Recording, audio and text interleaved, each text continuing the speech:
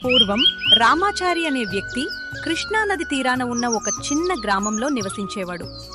అతడు నిరాడంబరమైన జీవితం గడిపే మనిషి. ఒకసారి అతనికి పనిమీద పొరుగురుకు వెళ్లాల్సి వచ్చింది.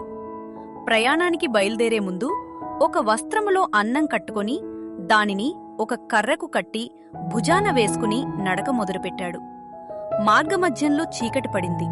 ముందుకు వెళ్లడం కష్టమనిపించడంతో నది ఒడ్డున ఆగాడు.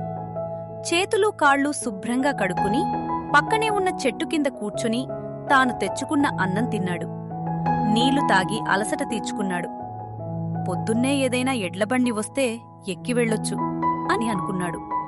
కాని రాత్రంతా అక్కడే ఉండాల్సి రావడంతో ఏం చెయ్యాలో తెలియలేదు. పడుకుందామంటే అడవి ప్రాంతం కావడంతో ఏదైనా మృగాలు దాడి చేస్తాయేమో అన్న భయం పట్టుకుంది. అప్పుడు చీకట్లో అతని చేతికి ఒక పెద్ద సంచి తగిలింది. అందులో రవ్వలడ్డు పరిమాణంలో ఉన్న రాళ్లు నిండుగా ఉన్నాయి.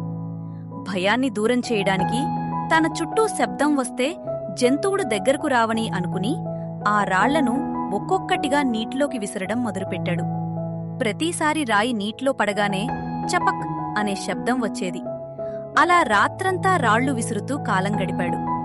అంతలో సూర్యోదయం అయింది. ఒక రాయిని విసిరే క్షణంలో అది సూర్యకిరణాల వెలుగులో ఒక్కసారిగా మెరిసింది. అది చూసి రామాచారి ఆశ్చర్యపోయాడు. వెంటనే సంచిని తెరిచి లోపల ఉన్న రాళ్లను జాగ్రత్తగా పరిశీలించాడు.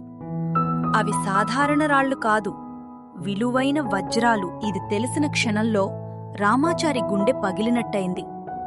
రాత్రంతా ఎంతటి సంపదను నదిలోకి విసిరేశానో అని తీవ్రంగా బాధపడ్డాడు.